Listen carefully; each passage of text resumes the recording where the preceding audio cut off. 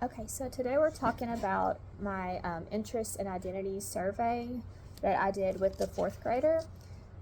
First, we had talked about the opening, which was talking to the student about the purpose of the activity and telling them there was no right or wrong answers. Then we got into talking about his general interests and hobbies and things that he liked. We talked about some of his learning preferences, some of his feelings towards math, classroom experiences with math, his mindset and identity towards math, some of his home routines with his family, community and culture, things that he likes to do in his community, some connections to learning, like what does he do in his community that relates to math. And then I just, for the closing, we just talked about if there anything else that he wanted to share. So today I was going to ask Delaney if she ever remembered taking a math interest survey when she was in school. No, I did not.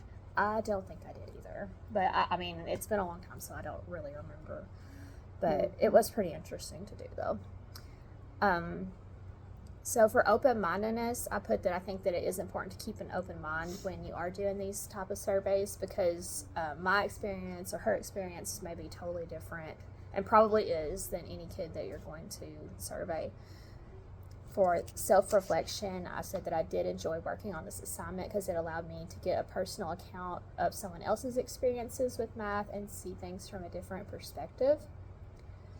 For my second question, for curiosity, I said often in pre-K, this is students' first experience with math and numbers.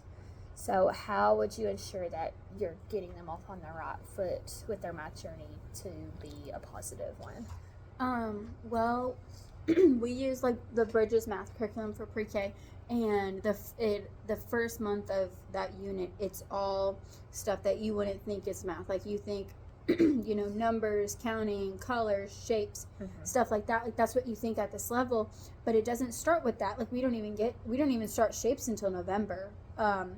But it starts with like curiosity. Like, okay, if I give you blocks, if I give you bears, and if I give you cars, what can you do with these objects? And they can build like stuff for the cars to drive on, like using that creativity, using that curiosity in their inquiry, and just like having those like open conversations. It's student led, and just that might not be like someone thinks is math, but it really is. It's like that STEM part that they're getting introduced to, and then we slowly introduce math concepts along with keeping things like keeping like the curiosity and their inquiry still there. Right. So it's kind of like they think that they're playing.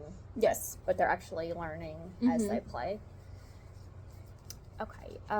For educational equity, I put that teachers can use data that they receive from these math surveys to adjust instruction to ensure that students with different backgrounds, experiences, and confidence levels have equitable opportunities to participate.